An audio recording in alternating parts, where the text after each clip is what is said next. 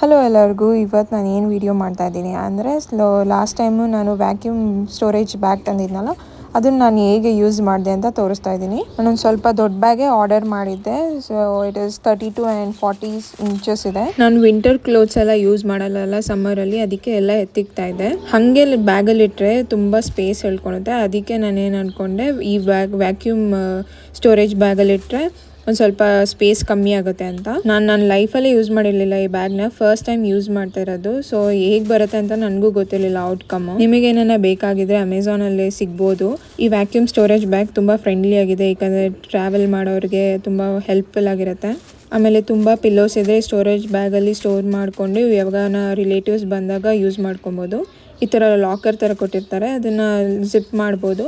ಅದೇ ಯಾಕಂದರೆ ಹೇರ್ ಹೋಗ್ಬಾರ್ದಲ್ವ ಆಚೆಗಡೆ, ಅದಕ್ಕೆ. ಅದಾದಮೇಲೆ ಮನೇಲಿ ವ್ಯಾಕ್ಯೂಮ್ ಮೆಷಿನ್ ಇದ್ದರೆ ಅದನ್ನು ಯೂಸ್ ಮಾಡ್ಕೊಬೋದು, ಇಲ್ಲಾಂದರೆ ಎಕ್ಸ್ಟ್ರಾ ಆರ್ಡರ್ ಮಾಡ್ಕೊಬೋದು.